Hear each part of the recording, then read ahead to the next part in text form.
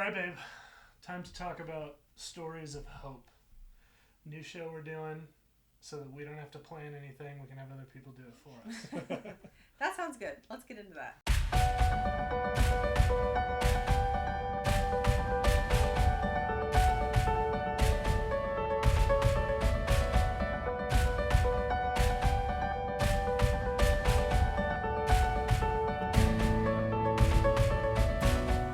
Before we jump into today's episode, we just wanted to share a few things with you. First, we'd like you to like this episode and then subscribe to our podcast. If you're doing that on YouTube, also hit the bell notification so that you know when we post anything new.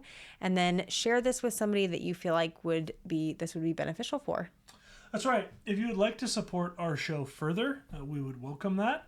You are welcome to do that at anchor.fm/marriagebydesign to check out your options for supporting the program financially. Otherwise, guys, the links to our social media are always in the description of every video, so feel free to check those out there. And now, let's get to the show. Hey everybody, I'm Nate Warnock. I'm Andrea Warnock. And this is a new show that we're doing on the podcast. You will notice these two much better looking than me anyway. Folks that we have in. We're starting a new series this season 3 called Stories of Hope. And what we want to do is use this time to celebrate the things that we believe God celebrates about marriage, about family. And we wanted to start with a couple that was really intentional in the way that they dated, in the way that they thought about marriage on the front end. If you've seen Andrea and my story, if you haven't, scroll all the way down to the beginning of the podcast and you will see our story. It will be the one that the episodes are on fire because that's pretty much what our marriage was. And so, we have, Andrea and I have one of those testimonies of what happens when you do everything wrong. And so often those are the stories that get celebrated. But I believe that there's a huge celebration that the Lord has for folks that were intentional to not light their relationship on fire. And so we wanted to come with a couple who can share a little bit about what it looks like to be intentional in your relationship from the onset. Jake, Becca, thank you for joining us on the podcast. Appreciate that. So maybe start with just a little bit about who you are and what your relationships look like, how long you guys have been married. You're married, right? Yes. Okay, good. They were wandering in front of our house, and we just told them to come in. It's been really good. No, we've known, Jake, how long have you and I known each other now? Over a decade, maybe? Over a decade. Yeah. That's got to be right. Yeah. Pretty soon after Yeah. God put the fire out on our marriage, you and I got connected. So went to church together for a long, long time. Becca, as did you with us, and have served, co-labored in marriage ministry with Jake and Becca over the years, and just so blessed by their story and thrilled to be able to let them share it with y'all. So without further ado, go ahead and tell us a little bit about yourselves and your marriage and all that. Yeah, so Jake and Becca Prieur, coming up on 7 years of marriage in April. Not March. We were just debating that. Yeah. We have 2 daughters that are 5, soon to be 6, and 2 that one will be 3 in a couple months. Crazy. Yeah. Time flies. Anything else I forget? No. No, nothing of importance. I've never done a podcast, so prepare yourselves. Oh, you're doing it now. You are knee deep in it. So, how old were you guys when you met? Met More than just like. No, Well, we've when you yeah. guys can't remember dating. Well, yeah, we have 7.5 years difference between the two of us. She's obviously the older one. Right. Turned 16 next year. Yeah. I was 28, and you were 21. Yes. Something like that? Yeah. Yes, I was 21. Yeah, and then we dated for 9 months. A year, and then we were engaged for 9 months. Yeah. Gotcha. And then got married. So in total, a year and 9 months between the time you met romantically and the time you got married. And did you, when you got into a dating relationship, was it like a formal, like, hey, we're in a dating relationship, or was it like a, hey, let's meet for coffee, or, you know what I mean? How formal was it on the outset? Well, ironically, our first date was let's grab a Yeah, coffee. let's grab coffee. Sure. But Sure. so That is Christian first. Yeah, I know, That's right? what that is. yes, Yeah. yeah. But it was pretty. I mean, I think it was pretty. We were kind of talking for a couple of weeks because I lived in Lincoln at the time. I was going to school, and Jake was in Omaha. So we texted or talked for a little bit, like 2 weeks, and then went on a date. And then it was, I don't know, did we ever have a discussion of like, oh, we're exclusively dating, or do we kind of just both? Yeah, I think that's our natural tendency is if we're talking to somebody, we're exclusive. Yeah, both of us are pretty like seriously. I mean, not like boring. I don't think I'm boring, but but we're not like, I wasn't like dating around, or you weren't dating around really, and so it was pretty like serious from the get-go. And when I first we met up at church. Long story, we don't have to get into all that, but and I saw him from across the lobby, and my first thought was, I might marry this guy. And then I was like, Yeah, that's crap, because I was like, I had, what's wrong with my thoughts? Yeah. no, I literally was like had come back to the Lord, and I was panicking. So our first conversation was pretty awkward. Very because bad. he didn't know that I was like, oh my God. Yeah. So that was Didn't go well.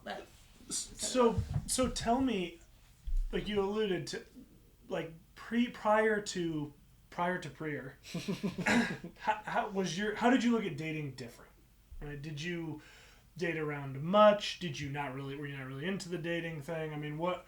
Because I know you came back to the Lord shortly before that. Mm-hmm. So what was your mindset like with him versus previous relationships? I didn't date around a lot. I just didn't really have the patience for it, like doing something that, because I'm really not a good, and I mean it's not in like a flatter myself way, but like I'm not a good liar. Like I can't do things that I don't believe in, to a fault. And sometimes Jake's like, give me more compliments. I'm like, I don't feel like it. I can't lie.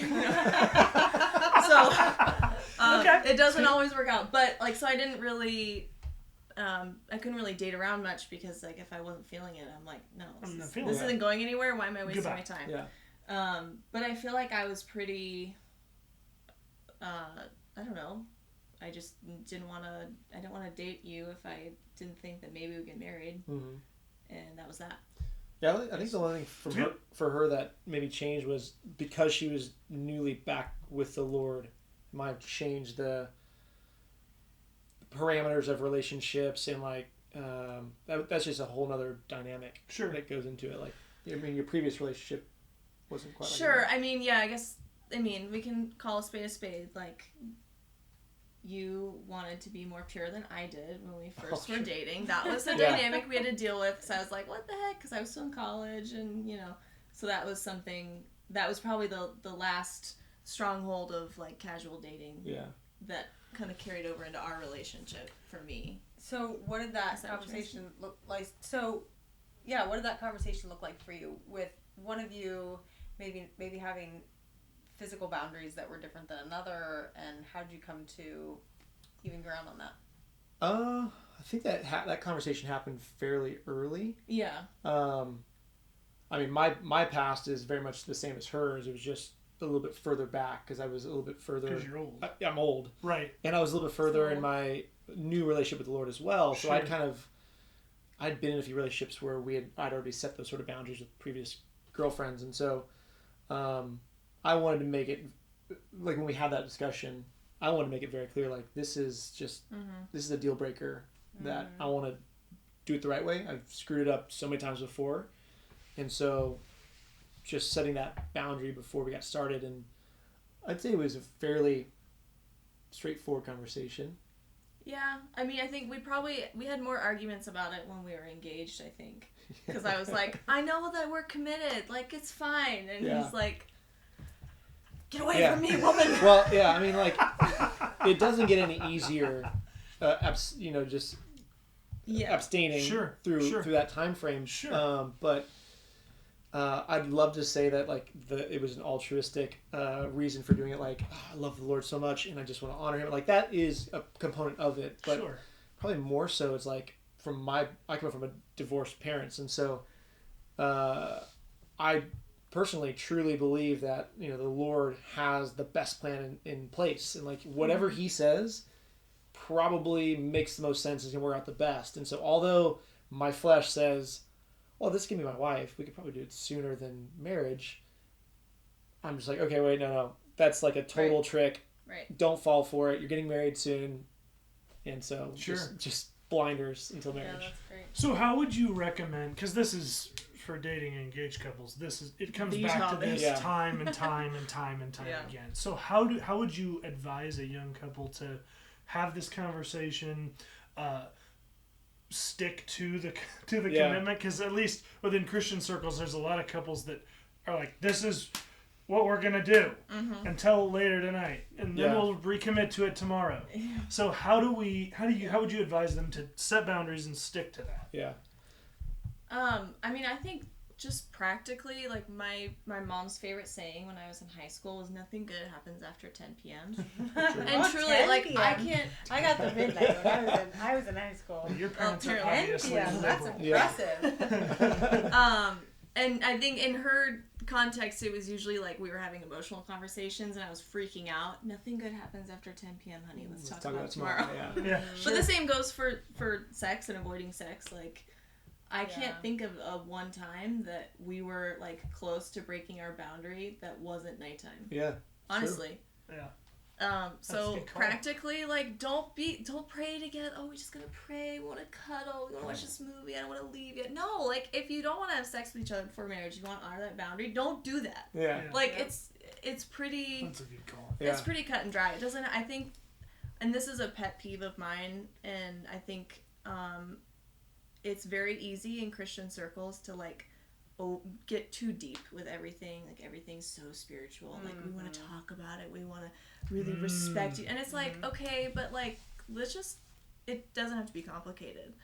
Don't hang out alone at night when there's no accountability. Yep. Don't put yourself in situations where you're alone and you're very, very emotionally vulnerable with each other, because especially for the ladies, like, oh, he hears me. He knows my heart. I just, and the guy's like, all right. Like, we make it so complicated and so like, it's like, no, just like date each other, have fun, like go out in public and get to know each other and do fun things together. It doesn't have to be like this really serious like thing. I don't know. Yeah. One of the things that always stood out to me was a good friend of ours, Pastor Ty Schenzel, used to say, know your answer before the question's asked. And so It's good. before we get into a situation of 11 p.m. and we're watching a movie, it's like, I already know where this is likely to go. So my answer is, we're not going to watch that movie. Like, hey, alarm is set till 10 p.m. and then you got to leave. We're not leaving the DVD titles on. Yeah.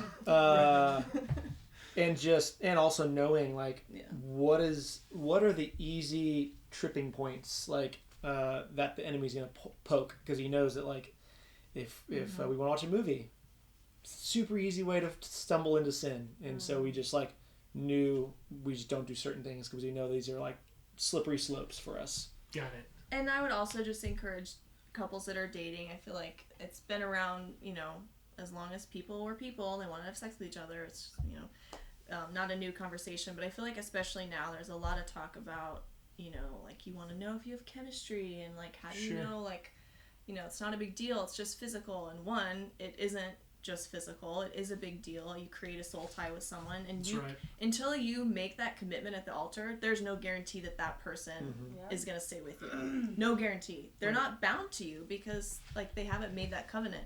So like, and I would just encourage the women, like anyone watching this, like if he has not put a ring on your finger, there's no accountability. Ultimately, there should be. He should be a man of God and keep his word and blah blah blah. But like, that's you have to like protect yourself and protect your heart and your body and like. So anyway, but also, oh crap, I forgot. While you're thinking about it, I would add too, statistically, living together and sex before you're married are almost to a T contributing factors in divorce. Like the divorce rate skyrockets if you just do those two things. Have sex together before you're married and live together before you're married. And it's almost like God had a plan. Surprise. Right. And I think practically part of that reason is, ladies, don't, if he says he's a Christian, he's also telling you he really doesn't care that much about God's best for your life. Because that's clearly God's best for your life. It's now statistically supported outside of the Bible, and it's the Word of God. To say, just don't do this. Don't do it. So you don't probably want to be with a guy that's like, well... It's not always that way either. It's not always the guy like. Or either way. I mean, either way. Yeah. Like you don't want to be. You don't want to be. Becca stated. That's right. Right. That's right. That's right. Hold on. So I think she remembered. Yes, I do remember. Please, I was gonna say. go. No, I was also gonna say like, ultimately, if you are dating this person because with the intention of marriage, yeah, sex is fun. But you're not missing out on that much before you have the rest of your life together. Like, really, it's not. Such a good point. Yeah. Like, it's great. Yeah, everyone loves sex because everyone has it. Great. But, like, it's not a make or break deal for spending time with your future spouse that you have how many thousands of hours to do things other than sex with. Like, let's do all those other things when you're dating. Right. Like, and I guess, I think when we were dating, I would kind of get a chip on my shoulder, you know, because of other, you know, because you assign your worth to your physical attributes. I'm like, oh, you do not think I'm whatever. Yeah. But looking back, I'm like, it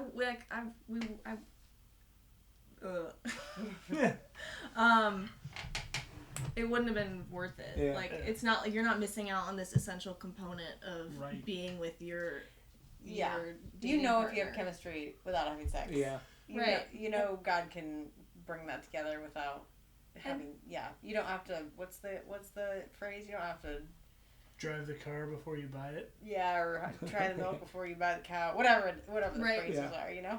Yeah, well, and so much of chemistry is knowing your spouse, learning your spouse, loving your spouse. That's it. Like, yeah. It's not this. I think there's this lie in society that it's like this elusive physical thing that you just spark with someone. Like, that's part of it, but.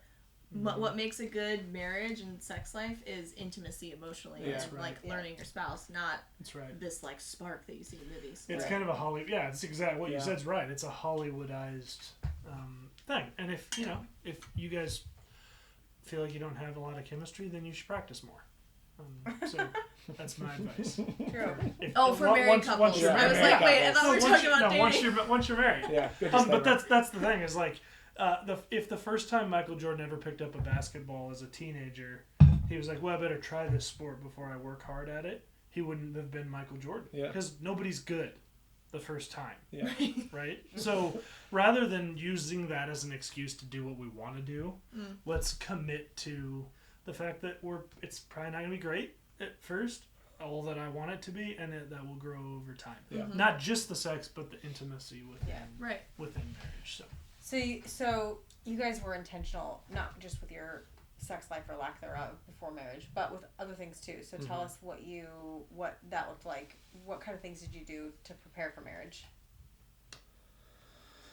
I mean, one of the big things, I'm sort of jumping ahead in our timeline, but one of the big things was going through heart care. So heart care, I'm sure you've talked about on the podcast before, but is built for essentially intensive care for marriages on the rocks.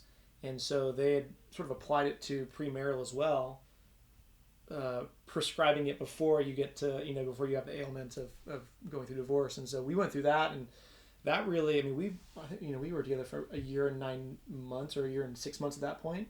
And we'd talked about a lot. Like we'd turned over every rock's like deepest secrets and regrets and like good, bad, and ugly.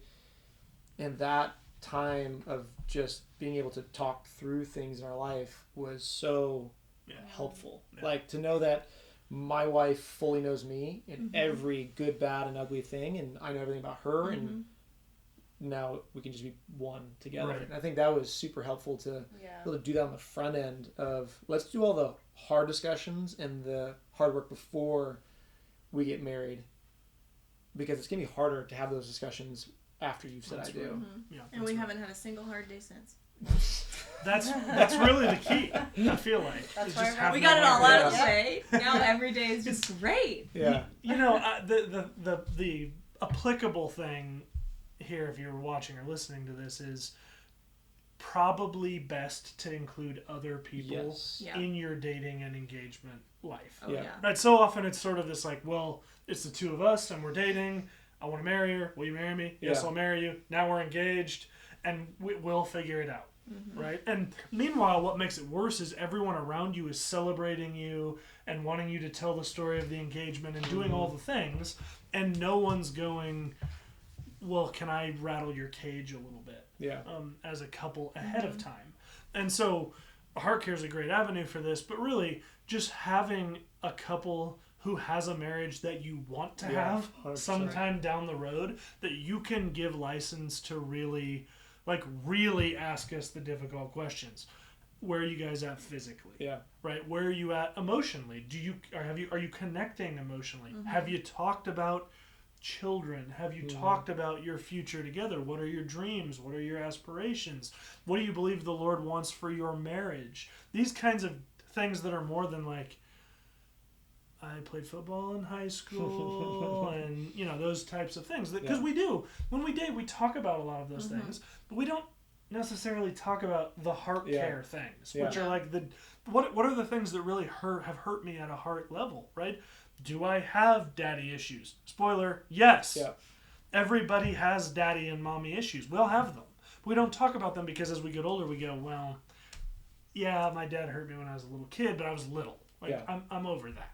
Right? Or the Christianese is, I've forgiven him. As if that means those hurts don't exist. There's no repercussions ever. Right. Yeah. Right. So having an avenue to share those is really important. That's thanks for sharing that, because that's really good. So how long in that first year, Jake, was it before you went, okay, I think I'm gonna marry this girl? It was probably 8 or 9 months for me. 8 or 9 months from, and I know you shared, like, you had that thought of, I could marry him, but how far along in that process where you were like, if he asked me, I'd marry him?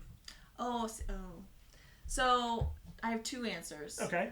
I think I'm going to marry this person, probably like 3 months. Okay. That's when I told him I loved him, very awkwardly at a kitchen table downtown. And I said, Well thank done. you. And he just said... Stop it. You said I thank did, you? but it was He more did. of a joke. It was kind of, because Yeah. I knew, because we had talked about a lot, we talked about way more in Heart Care when we were engaged, but we had talked about a lot of our past and a lot of stuff, and I knew that it was going to be hard for him to express that because of his past, and so I was like, I know you're not gonna say it back, and it's totally okay. It's totally fine. I'm not gonna say it all the time. I don't want to freak you out. And I was just like talking a mile a minute, and then I said it, and he was like, "Thank you." Just to like break the ice. Because Like, I was like sweating through my shirt. I knew like, she was gonna say it. Yeah, Yeah. he totally because I asked you out to lunch during the work week. Yeah. And, like, come on. That's great. Really smooth. That's great. All right, so 3 months for the maybe. funny. For Yeah. the I think I'm going to, but it took, probably until like about when you said it back. Yeah. Like that was when I started like, okay, I would say yes, because I was still like, I knew that was gonna happen. Like I had this gut feeling, but I was still like nervous and didn't know how to commit. Yeah. Because and to give a second answer, I had known about Becca because I worked with her father Al for years before I actually met her, and just in conversations with Al and his wife Gail, and like I'd heard about Becca, and like and I'll admit I stalked her on Facebook to figure out like who she is. So like great. I had a sense years before we met, like if we ever talked, I feel like we'd have a good connection. Now, if we would ever get married, I have no clue. But I was like, if there was ever a chance where the Lord would bring our past together, I think it could work. But it was 8-9 months before I was like, this girl is definitely the girl I love and I want to marry. That's good. So when that happened, what changed? Did anything change in the way you treated the relationship, the way you guys dated, the conversations you had, any of that, or was it all just kind of internal and you kept doing things the way you were doing them? Oh gosh, I don't know if I remember. I don't know if anything changed much because we, like she had said, we'd gone into it with the intention of if I'm doing this, it's because I see something in the way of marriage. Sure. And so I think we'd always made it intentional from the very get-go. And like you said, we'd surround ourselves with people who'd done it right. And so we said, okay, they're a model. And I obviously needed it because I didn't come from that. I mean, my parents are now both happily married to my step parents, but they didn't have that. And so having, you know, her parents as a model and a couple of families in our community, just to have those guys to be like, what are they doing? What are rhythms that they have? And so we probably got more intentional with doing that as we got close to marriage. Yeah, I mean, there was a lot more like lovey-dovey proclamations of, you know, you're the most amazing thing that's ever happened to me, you know, when we were both kind of on the same page. Sure. And I think we probably had more intentional conversations about like improving our communication and like getting over, at least on my end, because I'm a pretty conflict avoidant person. So I think once we were more on the same page, like, yeah, I think, you know, we started talking about engagement. And so then I was like, okay, I don't want to let these things lie. Like if there's a communication problem or like a big disagreement or a fundamental disagreement on what do we want, like, no, we need to talk this out. Yeah. I'm not just gonna like, okay, whatever, you know, because that's gonna backfire. And and my mom told me, I can't remember if it was when we were engaged. I think it was when we were engaged. She was like, you know, don't let things go, like the marriage or the relationship you have now, like it can get better, but if there's something you don't like, you need to solve it now. That's because good. 20 years from now it's going to be a habit, it's going to be impossible to change. You know, it's like if you don't like how you talk to each other when you're fighting, fix it, change it. It's good. Don't let it, like, don't just assume it's going to get better on its own. One thing you said that just completely jogged my memory was as we got more intentional with, okay, this is the one I want to marry. I think that for both of us, that was a time where we started reflecting internally of, okay, am I the person who's ready to be married? Yeah. Like, am I going to bring my best to this relationship? We knew we wanted to have kids whenever we got married, and so you even started asking that question: am I going to be a good parent? Right. What do I need to do between now and then to prepare for that? Because there was a lot of junk that just needed to be worked out, like through my parents. For me, again, my parents' divorce. Yeah. You know, there's abandonment issues that come from that, rejection issues. Like, okay, well, how do I nip that in the bud now so that she's not having to deal with it post marriage, and then my kids are not having. So we got a lot more intentional about letting the Lord work through those things and like kind of opening them up to Him to minister. And you guys waited like 6 minutes before you had your first child after you got married. So that was intentional. Yeah. Don't come on my podcast and lie. Yeah. There's a 3-year game plan that turned in 3 months. That's right. Yeah. Yes. That's right. So internally then, what you're just sharing about, that you changed from kind of being focused on her to being focused on you. What kinds of questions were you asking yourself? I mean, for someone who's watching this and going, okay, I'm at the point where I'm about to commit my life to someone. Yeah. What would you say now, having been married, these are the things, future husband, that or maybe new husband, that I would tell you, focus on these things? And Becca, I'll ask you the same. Yeah. I mean, I can answer that a ton of different ways, but the one that trumped every single one of them was, how do I get Jesus in the number one seat and move Becca out of it? Because for the longest time, Becca was my idol. It was her, then Jesus, and then everything else. And I knew those things need to flip for this thing to actually work. Not that would have changed, you know, not that the outcome would have been divorce or anything like that, but boy, it's going to be a whole lot harder if she remains in the driver's seat of my life, and it was Jesus second. And so the number one thing for me personally was, how do I flip that? How do I get from I can't live without Jesus, I can't live without Becca, to I can't live without Jesus, and I really don't want to live without Becca. Yeah. And that took a lot of work, but man, when it flipped, it changed everything for us. Yeah. Oh, my turn. Okay. Your turn. Okay. I think the two things. Oh, let's see. I had them and I was listening to, and I forgot the other one. I'll start with one. I can't remember if I read this when we were dating or engaged or shortly after we got married. I only read one chapter of this book, The Power of the Praying Wife by Stormy O'Martian. You only read one chapter? I only read one chapter. Yeah. Oh, no, we were dating. Because I remember. Glossed over that. It's fine. That was all she needed. This was one. No, and we had had a thing, a tizzy about something. I don't remember what it was. And so I think my mom gave it the book, and I'm like, apparently praying lately. Jake's the one that needs to Lord, give him revelation and how he has hurt me. Man, that's how real is that prayer though. So, and she says, I think it was even the intro chapter. I don't even think I got to the prayers. But it was, change me, Lord. Did you tell the Lord to pray about that and then get back to you? I underlined it and then threw the book across my room. I was so mad, but then I was like, but it wasn't, I didn't feel like, it was this still small voice, change me, Lord. And I was like, and not in a way of excusing, it's not absolving Jake of his responsibility as a husband to, right. But am I focused on what he needs to do to change to make me feel better, or what can I do differently? Because I can do some stuff differently. So that was a really big one, and even when he's clearly wrong, right? Not that rough. Jake's ever clearly wrong. Never. But if he were, right, even then there are things, I mean, for one thing, we can recognize that, hey, God's my God. And at the end of the day, Andrea can't be a fulfillment for me. Yeah. God's got to be the fulfillment. So, yeah, that's good. Really good. Okay, so... Did you remember your other thing or no? No. All right, it's gone. Sorry. Must not have been important. Way to call her out, Andrea. I know, I was trying to give her opportunity. Yeah.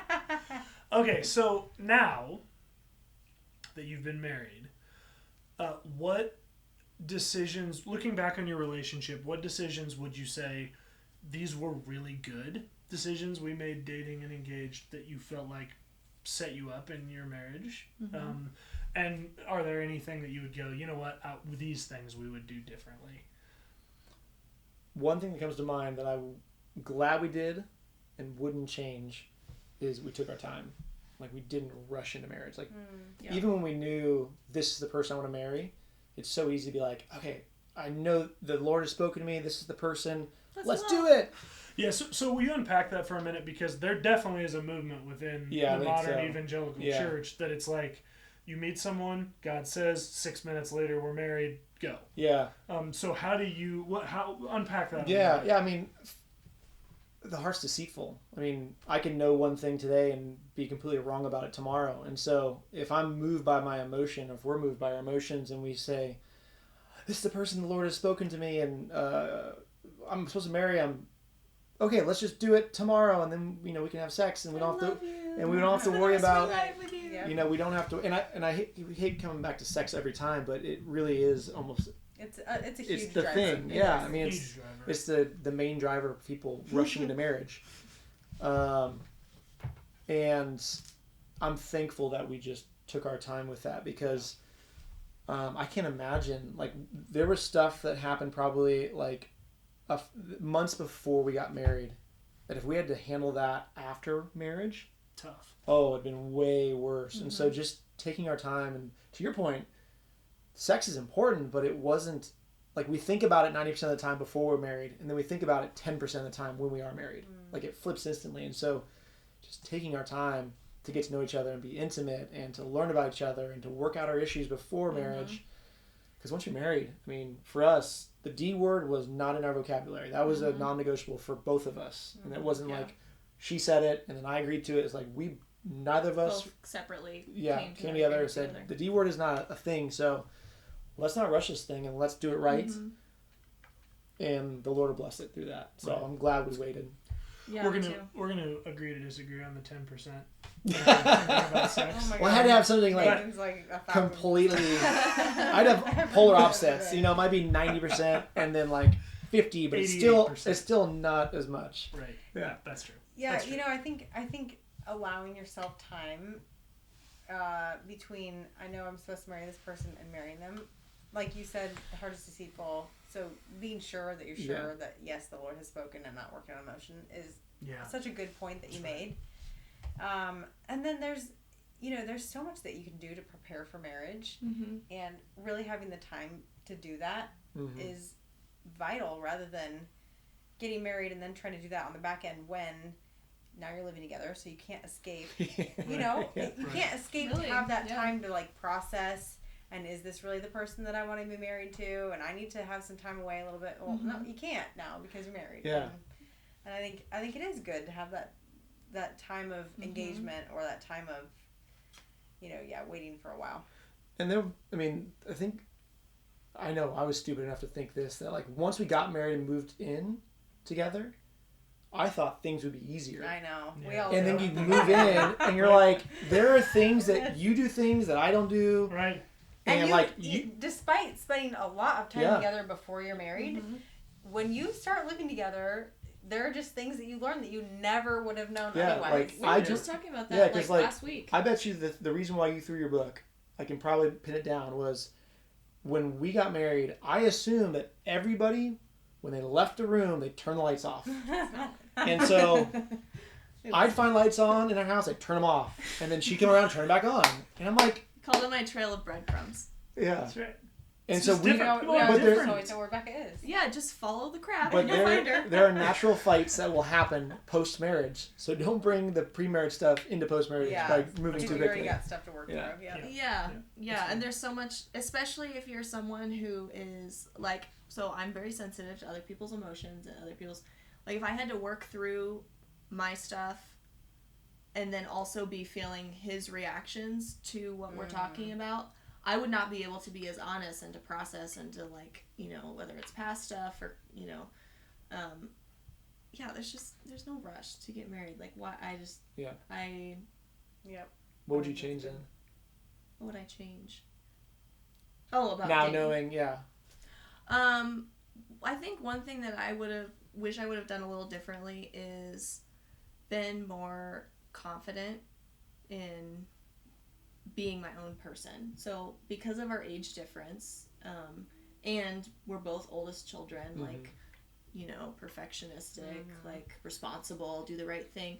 And there was, especially when we were dating, like after like the first year, I think, of marriage, it kind of fizzled out. But there was almost like a parental dynamic sometimes when I was just acting like a 22-year-old because I was 22 when we got married, and Jake's like, he's 30, and he's like, oh my god, I married a child, and I think that we could have avoided that dynamic if we were like both more honest, and I just wasn't like ready to be really confident in like my, I don't know. I don't really know how we would have avoided that. Yeah. Like some of that's inevitable. It's just, especially if the guy's older, like Yeah. it's just that like a makes weird. a difference. And I had it's probably daddy issues. Everyone has them. Right. So maybe working through that more when we were dating instead of after. But yeah. I heard that because I also married an older woman than me. Oh my gosh. know you're older. I'm less She's than older. 2 months We're older. gonna we're moving on. I So need, we I need need to get- always Semantics. Andrew, let's Such not a get cradle bogged down in robber. details. You robbed the cradle. That's on you. We're less moving than on. 2 months older, and he's always talking about that. It's ridiculous. All right. So just a couple other practical questions for folks that have hung around with us. So, what advice would you give to a Christian couple who is just beginning a dating relationship? If you were to give them, say, one or two pieces of advice that you're like, this is the bottom line, and because we talked about it a lot, let's assume no sex. Yeah. Right. Or, what do you say? Sex adjacent activities. Right. No sex. Right. No Or sex games. adjacent Like, activities. We've talked about in an episode buried deep somewhere. See what you did there. Oh my god. Ah! Let's just move on. Is the what really is the purpose of much physicality before marriage? Yeah. It's probably to Muddies the water. incite Yeah. the sexual, Passions. passion. It and feels all that. good. It's entertainment. Well, good. Right. Right. Yeah, Right. it doesn't do Right. anything for your So- relationship. It doesn't. Right. It doesn't. So why are you just a real challenge for those who are dating or engaged or whatever. If you're doing really much physically at all, if there's a reason that is at all just because it feels good, or I'm inciting that passion or whatever, you should probably stop doing it. Yeah. If you feel like you can't do it in front of somebody else. Yes. Right. In front of like her parents. Yeah. Yeah, or if your roommate walks in, you're like, oh. Right. Yeah. Then you probably shouldn't be doing it. Right. Yeah. That's exactly right. So All right, what was what the would you question? say? One or two pieces of advice you would give to a couple that's newly dating, and then we'll talk about engagement here in just a second, and then we'll wrap it up. I'd say for me, it was focus on Jesus first and most. Like Okay. it was, again, going back to my problem of Becca's over Jesus, is I focused so much attention on her. Yeah. And especially once we realized that we were going to get married, it's like, I found somebody who also believes we're not going to get divorced. And like, I've broken the divorce habit. And like, I found obviously this gorgeous woman who finds me attractive. And we're, so all my attention was her. And then I backed myself in the corner of like my relationship with the Lord at a certain time had kind of fallen to the wayside. And so, So practically, what? Oh, sorry. How would that look like? Practically, it was making sure that, like I would with Becca, like we had time every night to talk and to connect. It's do the same with your relationship with Christ. Like every morning I got up and I just, keeping the main thing was. It's so easy to say it. But it really is. Like when we're in a bad spot, I promise you, one of us is in a bad spiritual spot too. Yeah. Very That's true. good. That's good. So Jake went with God. Becca, Yeah. So good luck. Like the 30-year-old first child. Jesus. Sunday school answer. That's right. That's right. Oldest child, told you. I would say just like enjoy getting to know your potential spouse. Like investigate them, learn everything you can about them. Like it's such a fun time when you're like all you can think about is this person. It's like what? Yeah. Right. And like learn everything about them and like store it up in your mind and I don't know, just have fun. Yeah. Like Take it slow. don't like we talked about earlier. Don't take it too seriously. Don't make it a big. Not everything has to be a big thing, and that's what I would Better say. answer. Right. Yeah, and I would say if you struggle with that, like if you struggle in your relationship with having conversation beyond like surface level things, there's a book, it's hidden somewhere around here, that's like 1,000 questions every engaged couple should ask. I don't know what that one is. And that's a good one because But there's also it's this. deep questions. Yeah, there's the, and we've talked about this one before on the show, 3,000 questions about me. A lot of those are silly, so you can mix them both in. But I understand some people have a difficult time understanding. Like, I don't even know what to ask because sometimes you don't know what you don't know. Yeah, I'm not good at that. So Jake, you can teach having me. so having those sort of prompts to be able to do it, but at the end of the day, you got to choose to do it. Yeah. Because it is easier to talk about how was your day at how this thing go with your parents. Yeah. All that kind of. It's just easier to talk about that stuff because there isn't really a lot of emotion involved in that or intimacy. You got to train up the intimacy, and the trick is to train up intimacy into your relationship without letting that bleed over into sex or sex adjacent activities. That's right. Okay, so then what advice would you give someone who's engaged? So they've gone through the dating process, now they're engaged, leading up to the wedding, practical or otherwise. What would you tell them? Let you tee that one up.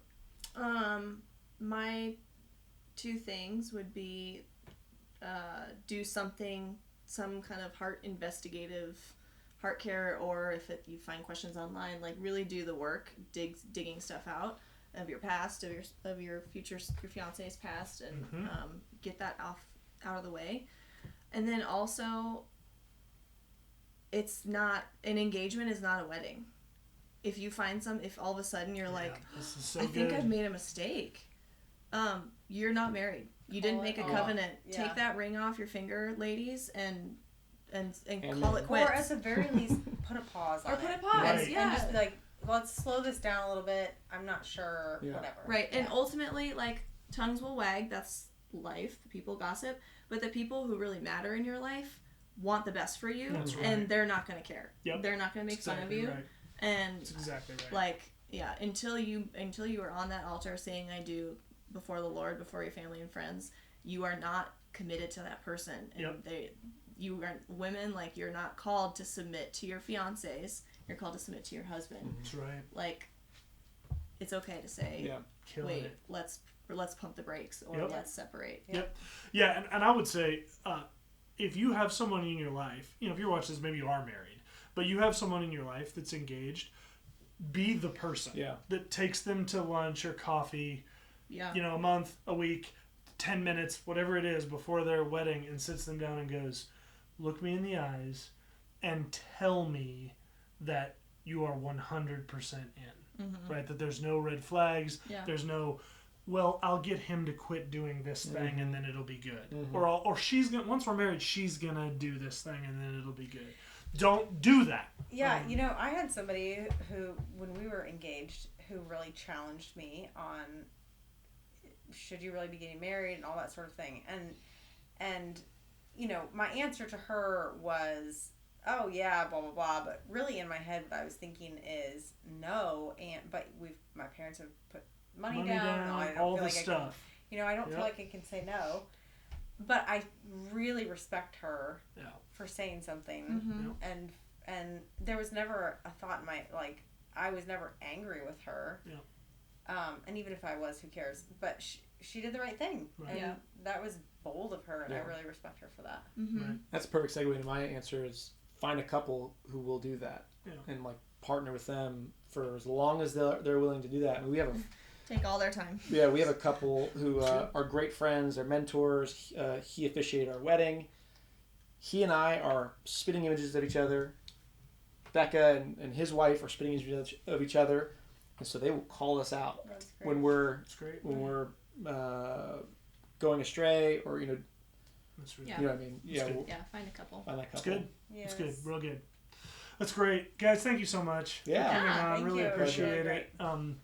Really am inspired by how seriously you guys took your dating and engagement. And man, I'd love.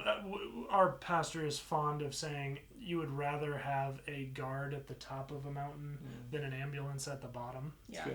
And so, if you're watching this and you're dating, or you're single and considering dating, or engaged, even if you're newly married, or you've been married for a long time and have recently come to Christ and are trying to figure out, okay, how do we reestablish a firm foundation for our marriage? Really be intentional, and put those guardrails in at the top of the cliff so that you don't have to put an ambulance at the bottom. Yeah. All right, guys, thanks again. Appreciate you being here. Guys, thank you so much for joining us for this story of hope. And remember, God is for your marriage. Have a great week.